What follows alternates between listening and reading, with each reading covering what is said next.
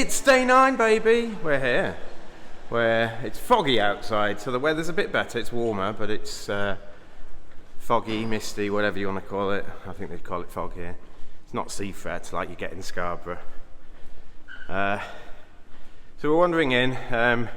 We all qualified for different events today. Matt is playing in the mixed. Matty is playing in the 0 to 6K with Rahul. Gizzy and I. It looks like we might have the, like a friend of a friend's got us in touch with some women who want to play the mixed team, so we're going to look at that, and if that falls through, we'll be playing in the open pairs or something, so that's where we stand. 2 days to go. I'm starting to feel the effects of staying up every night editing. I woke up, the latest I've woken up all week now, like 20 minutes before we left for the bus or something like that, and have to get a shower and eat breakfast before we rush out. So I'm going to set an alarm tomorrow, but I'm definitely getting a bit fatigued. I think it just takes time, doesn't it? So hope you all appreciate my efforts. Like everything. So yeah, we're wandering in now. We're going to see what tasty breakfast treats they are. If the queue is short enough, I will get my partner a coffee. He looks like he needs one, doesn't he? Is he thumbs up? No, he's just not. He's moping ahead. So yeah, so I need one. I'm okay at the moment, but I know I didn't get enough sleep last night. So, but yeah, so if we don't get to play in the mix, we're just playing side events for the rest of it. So 0 to 6K pairs, yeah, you're that way, but not yet, obviously. Yesterday was challenging, and we played 3 teams capable of winning the event, all while below average. So in Swiss events, the reason Swiss can be sometimes good is if you're underperforming or performing less well than you think you should, you generally get fairer matches. But to get David Goldenzy on the last match, well, we just laughed. They just sat down and we laughed. It's like, oh, okay, what can you do? Oh, it looks like a free smoothie, so maybe I won't get a coffee. We've got a free smoothie today. Look at all this. So I think I'm going to get a strawberry and banana smoothie. Or a berry blast. I'll decide in a second. So that's quite nice for a morning treat. So we're going to wander down, try and find our teammates and talk system, which will take a while because we've never met them before. So alright, yeah, need to find them. So we've not got too long. We've got 45 minutes, so I'll see you at the start of play. So my man had the following hand. He's got Queen to 4 spades. I can't remember the pips, so I'll look at the hand records afterwards. I was ended up being dummy on this hand. He's got Queen to 4, Ace 1, Queen to 5, Ace 1. I don't think he has the 10 dimes. He might have the 10 of spades. And you open a diamond, and this is in our system that's unbalanced, and the opposition don't bid, and your partner bids 2 clubs, which is either a 7 to 10 raised to 2 diamonds, or it's game forcing with clubs. Well, given they haven't bid, and looking at your hand, it's probably the game forcing sort, but you bid 2 diamonds, which means you're happy to play in 2 diamonds if partner's got 7 to 10 with diamond support. Your partner over this bids 3 diamonds. Now he must be game forcing with clubs and diamonds. So what is your choice now? So partner's done a game force. Well, you've got a minimum. You do have a spade stop. You do have a heart stop, and although you have a club stop, partner's also got clubs. So what are your thoughts here? Well, in match points, there is the 3 no trump syndrome. There is the temptation to just bid 3 no trumps on any hand where you've got the stops and the points. But here you just have to be a bit more descriptive. If partner has Queen 3rd or King 3rd heart or something, and you bid 3 spades, partner can bid 3N anyway if that's where they want to play. 3N might cut out on 6 diamonds, and 3N, if partner's got a singleton in one of the majors, might not be very good, because partner's going to have at least 9 cards in the minors, probably, given they haven't done anything else over 2 diamonds. They just bid 3 diamonds. They might have 10 cards. They might be 4-6 or something. So if partner's got a singleton heart, you might have 6 diamonds on easily. So I think bidding 3N, which is what a lot of people would do in this situation, having stops in both suits, is a bit lazy. Partner made a good bid of 3 spades, and over that I bid 4 clubs, which is a queue of green diamonds. Now you've got a minimum, your diamonds are ropey, you haven't really got a spade control that you've shown, so you could bid 4 hearts, but my man just bid 5 diamonds, and there we played, and I'll show you the full hand. And you can see now that on a heart lead 3N is off, barring a miracle diamond break if hearts are 5-3. You just can't hold up enough times, and if hearts are 5-3 you're not going to make it. But you also don't have more than 9 tricks if you do that. So if you can make 12 in 5 diamonds, so when diamonds are favourable or when clubs are 3-3 or something like that, you're actually going to outscore 3N even when hearts are breaking. So I actually went a heart lead at trick 1 to Gizzy's ace. He played the ace of clubs and then the ace of diamonds and then tried to cash some clubs, and clubs ended up being 3-3, which doesn't mean you're probably making 5 clubs and 3 aces in 3N or thereabouts. I can't. What was my spades? Yeah, stiff ace of spades. So you're going to make 5 clubs and 3 aces and 3N. You still don't have 9 tricks, so you still need to attack these diamonds. So you are going to need spades to hearts to behave to make 3N. But in 5 diamonds, if diamonds behave, you make 6. Which we did, so we made 12 for 420. So that's going to be a good board because there's going to be enough for the field in 3N, and on a likely heart lead because it's their longest fit, and also the bidding's probably going to say lead a heart a lot of the time. They're only going to make 9, so that's pretty good. So this is a hand from the Risinger. This is a hand that Steph played. Steph is staying in our flat tonight. Steph is a junior who played for the Netherlands team that won the under 25 Worlds. He's pretty good, and I think his partner played this in the Rising, and the Rising is board a match. It's effectively, think of it like match points, but you're just trying to win every board. So if you score plus 110 and teammates got minus 100, you win the board. It doesn't matter how much you win by, as long as you win by at least 10 points. So here's the hand. West open heart. I can't remember the vulnerability. East bid an out jump, and South you bid 2 spades, and this goes pass, pass, pass. And so you're playing in 2 spades as South, and they lead the ace of hearts. So you can see what's happening now. So it looks like you're going to make possibly 4 spade tricks. You're going to make the ace of diamonds for 5. You're going to make the ace of clubs for 6. You need to try and find 2 more tricks. So one possibility is the queen jack of spades on side, for example. Another possibility is you set the diamonds up and only lose 1 diamond. Another possibility is the club finesse. So there are some chances here, but you're trying to make the most tricks. It's not just about making a contract here. So the defence starts with ace of clubs, East encouraged, king of hearts, ace of hearts, king of hearts. The king drops East's queen, and West gives East a heart ruff. So you've lost 2 hearts and heart ruff. You might still lose a spade, you might still lose a diamond. So that's what we're looking to do. We're looking to lose the 3 hearts, maybe a spade, probably at least 1 diamond, and see what we'll go from there. So East at trick 4 plays a spade back. So obviously they're not going to play a club into dummy. There might be a reason why they're not playing a diamond. Maybe they've got the king, which might be good for us because the king's then going to be on side for our queen of diamonds, which is pretty good. So they lead the 9 of spades back, so we play the ace. And we just receive spades at 2-2. So the remaining spades at 2-2. East has then roughed the heart with their natural trump trick, which is a pretty good result for us. King of spades. And East plays the jack of clubs. That looks like it's encouraging. It probably means West has the king of diamonds, East has the king of clubs. And West has the queen of spades remaining. So we don't really want to waste our energy playing back a spade. We want to be turning our attention to try and set these diamonds up. So a trick, whatever trick this is, trick 8 or whatever,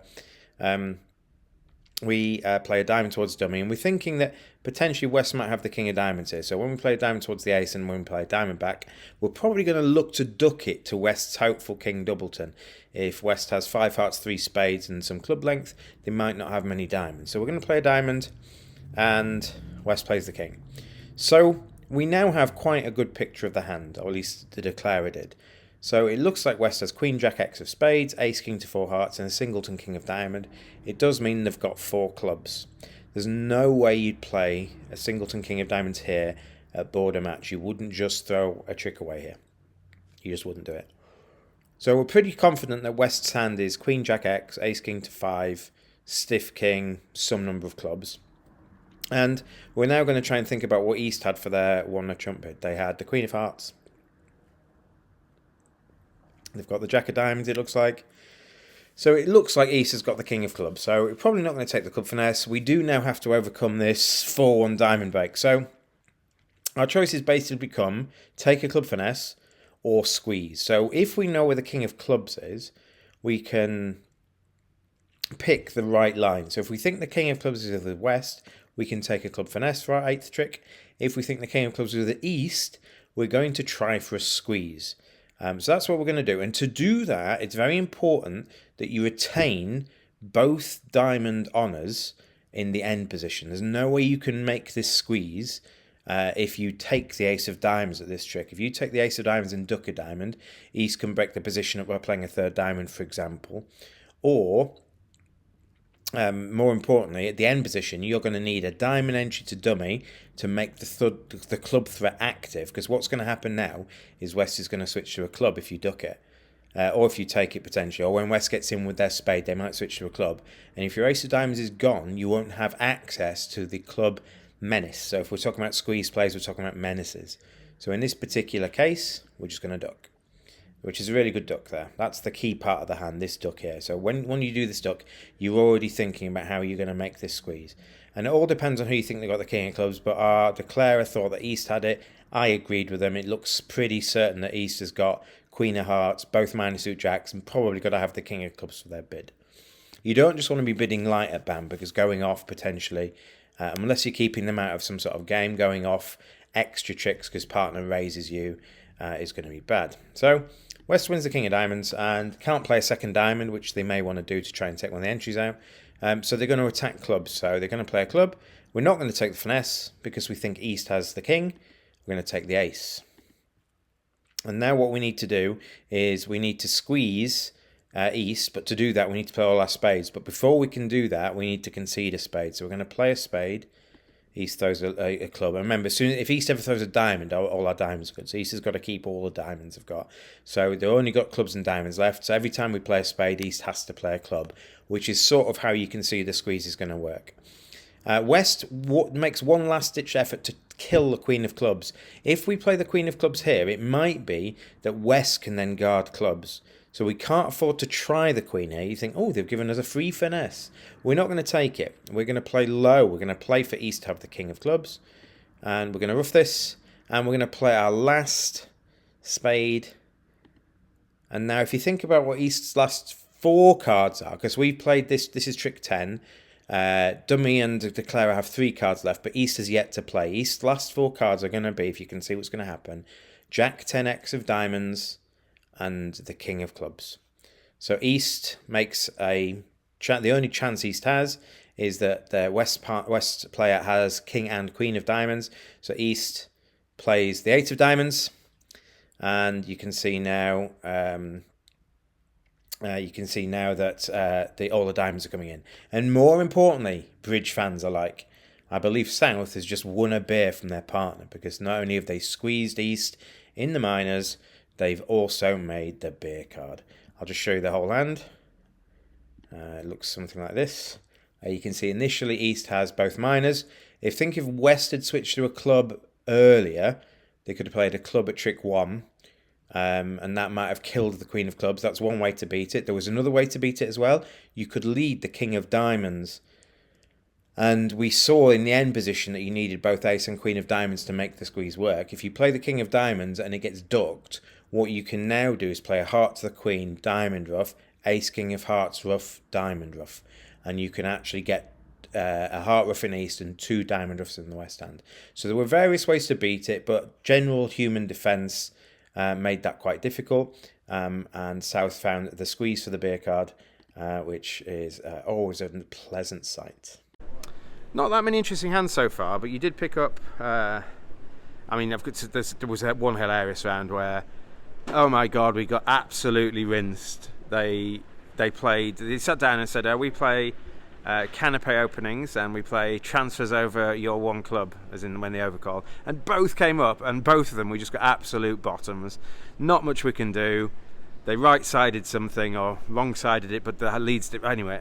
But that was a bit funny. But I'm not going to show that. I don't want to showcase kind of just us getting trounced by weird stuff. But one interesting hands. So you have the following hand. You've got Ace King X. You've got King 10X. You've got King Queen X, and you've got Queen 8/4 or Queen 9/4 or something in clubs. And so you've got a 17 count. So you're planning to open this one club. You're too good for your 14-16 no trump. And partner, first in, bids a vulnerable 2 spades. Right, okay, so we're thinking about this. So partner must have Queen to 6 spades. I doubt they'll have Jack high suit here. So we've got Queen 6 spades, and you don't have any aces outside of spades, but partner's going to have another card. Vulnerable, our style is decent, so partner's likely to have either one of the red aces or the king of clubs or the ace of clubs or something like that. So in that case, 3N's probably going to play as well as 4 spades. You're not roughing anything, and you do have a double diamond stop, sort of, probably a double heart stop enough of the time, and you've got 4 clubs, so even if they lead a club, you might make one club, but they're probably not going to be able to cash enough clubs to set you if partner puts down like a stiff club or something. So 3N might just score the same tricks that 4 spades scores. You know you're going to bid game opposite a vulnerable 2 spades from partner. So I was going to bid 3M. But the next hand bid 3 hearts. And I think that, I don't know whether that changes your thoughts now. You'd have King 10X of hearts. And I think if I had King Jack X, I would still bid 3M. But now, the problem is, hearts are likely to be, there's likely to be 6 a lot of the time on your right. And if they've got Ace, Queen, Jack, they've told their other partner to lead hearts now. And so now it's a bit more difficult. Now it depends on which card partner has. If partner's got the ace of diamonds, you're going to make 10 tricks. You're going to make a heart in the lead, likely. You're going to make 6 spades, likely. And you're going to make 3 diamonds, likely. But if partner's card's the ace or the king of clubs, I don't think I can count enough tricks if partner has nothing in heart. So if they lead a heart, and the right-hand opponent's got ace, queen, jack, which is likely, given they've bid 3 hearts and you've got all these points. And if partner's other card outside the queen of spades is a club honour, I don't think you can make 9 tricks. I don't think you can get 9 or 10 tricks, which you need to do. You need to get at least 10 to beat people in 4 spades, which is why you bid 3N. And I don't think you can do that. So I just bid 4 spades, and partner had the ace of diamonds, and partner also had the jack of hearts. Oh. So the lady's done me in with her 3 heart bid. I mean, it's match points. It's a bidder's game. Get in there, get in the auction. I was going to bid 3N. I bid 4 spades. It might be flat anyway. The field's probably going to be in 4 spades enough of the time. But if she doesn't bid, I was going to bid 3N for a top. You make the same 10 tricks in 3 no trumps as you do in 4 spades, because partner's also got the jack of clubs, so they can't cash 3 clubs and a heart to keep you to 9 in 3 no trumps. So. Yeah, I think I did the right thing given she's bid 3 hearts, but obviously if she doesn't, I was going to get a top, and I didn't. Yeah, just confirming, we're playing in the one-day Swiss Open pairs today. Things are winding down, so the bottom room used to be, this is all that's left of the pairs room downstairs. It used to be like twice as big, but they've cordoned it off and they're starting to pack down some of the tables up. So tomorrow it's going to be a bit quiet, I think. Tomorrow we're probably going to just play either this again or one day top flight teams or something. So yeah, after the first session we're on 51%, 51 point something. So Gizzy played really well and I didn't do too much wrong, and the hands felt very dull. So we bid 2 or 3 of a major 6 times and made 10 or 11 6 times. And at imps we would have, on all of those boards, one of us would have taken a bit of a stronger action, but we averaged over 50% on all of them, as in collectively it was average plus rather than average minus collectively.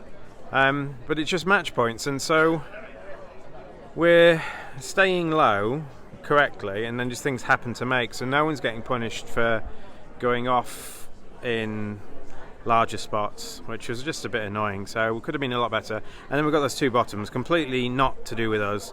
2 guys had a mad system, got to 2 spots that we either they right-sided it, so the lead let through 13, or they just bid 2 or 4 spades on a combined 20 count that we can't touch, and no one's bidding that. We got like 4% on the board, so We're playing well, one of our better days, and it's the first day where both of us are pretty much clear-headed. Gizzy is now through his cold.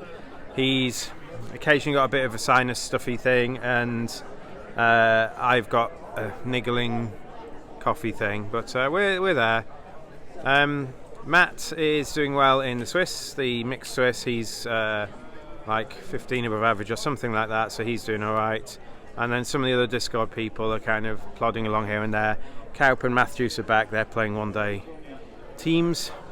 My guess is that the open pairs are dying down a bit, so maybe tomorrow we just do teams and there'll be more teams there. But there weren't that many teams there. I think some of the teams, once they're out of the big events, just go home, some of the sponsors. So it's been a really good trip so far. And if I can't get any interesting hands later, I'm going to show you a hand that a friend of mine played, and so you can have a go at that at some point. So if I don't get many in the second half, because I only got 2 in the first half, I'll give you a really interesting hand.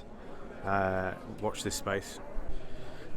You pick up the best hand of the day that you've held. You pick up 2 low, 7 solid missing the jack, king, queen, 10, stiff ace. This is pretty good. It goes 1 spade on your left, pass and partner, 4 spades on your right, and everyone's vulnerable. So we're at the 5 level if we want to be bidding, and we have, how many tricks do we have? We have 7 hearts, probably 1 diamond guaranteed, but if partner's got the jack or we can get to dummy, we might have 2, and the ace of clubs. So we're only on 9 tricks. We're not.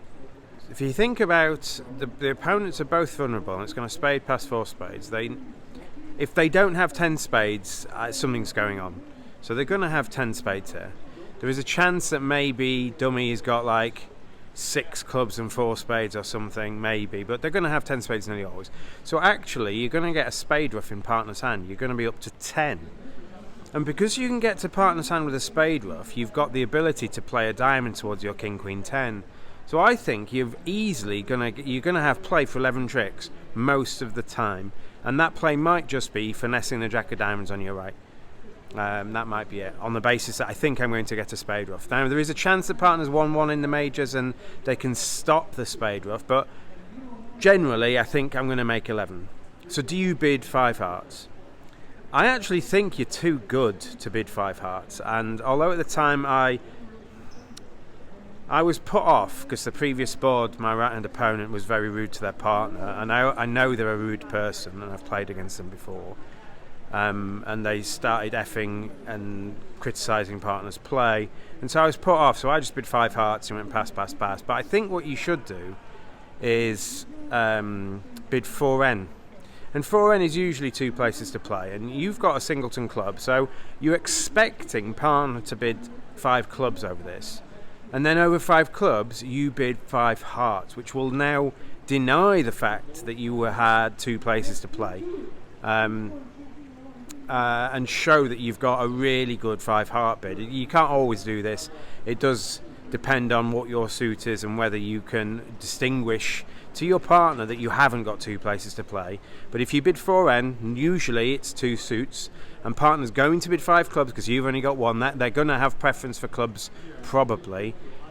And over 5 clubs you bid 5 hearts, and then partner can decide based on their hand whether they would raise you to 6 or not. And if you look at partner's hand, I think he would. So he didn't do it, but if you look at partner's hand, partner has a singleton spade, which you knew about, and partner probably knows you know about it as well. But partner's got jack to 3 hearts and the ace of diamonds. 12 tricks is just lay down, absolutely lay down. So we missed it. I imagine in this field that won't be too disastrous, but in a top class field I think missing it will be a pretty poor result. I think you've definitely got scope to show a good 5 heart bids, like, you know, through 4M. But that's just an option for you. Again, when you're showing 2 suits and then you effectively deny that you've got 2 suits, you might be able to work out what's going on. So we missed that, but for your reference, that's what you could have done. So we're done for the day. We had 2 50 plus sessions, 51 and a bit, and then 54 and a bit. We had a really good day today. I think the pressure was off. There was no teammates we got hand records. The opponents didn't really put us under any pressure, so we were just having a bit of a joke. I think in the end we did 10 or 11 contracts where we played 2 or 3 major, making 10 or more. So yeah, just different. We just had our different, cap on today. We've been playing teams a few times this week, and this was match-pointed pairs, and we both, one or the other of us, took it slow on all these boards, and most of them scored okay. Our card play effectively got us to 10 tricks, but obviously our card play will get us to 10 in game as well. So we had a good day today. I don't know what's happening tomorrow. I think I am going to do one more video. My guess is we're going to do a top flight teams. So we're going to see what to get. We haven't got teammates yet. Aye. It's been a really fun tournament. Thanks, everybody. Agreed. Thank you, Bronya. That's the ACBL chairperson, I think. That's CEO. Thank you very much. CEO. ACBL CEO. There's lots of different hierarchies of the ACBL, and that is one of them. So she's been around a week chatting to people, so that was really good of her. So yeah, we're back tomorrow, probably Top Flight Swiss. They're starting to pack some of the rooms up, and obviously we're not in any of the multi-day events anymore, so we're just going to be in whatever side games there are. I don't see a point in taking the last day off. I'm not necessarily going to look around Atlanta for some things, so Gizzy and I are probably going to look for teammates for tomorrow, because we probably want to play in the highest standard side event there is, and it usually is one of the top flight teams if that does run tomorrow. So that's what we're going to do tomorrow. We're going to go back. We've got Steph in the flat tonight. Steph's going to stay, so Steph might be the thumbnail on the last day. Who knows? Steph's been made homeless, so Steph's going to have 2 nights at our flat. And then after that we head back to the UK, I think, straight away on the Monday. So going to spend tomorrow playing some bridge, drinking the remaining beer that we've got in the flat, and then packing up. So I will see you all for the final day 10 tomorrow.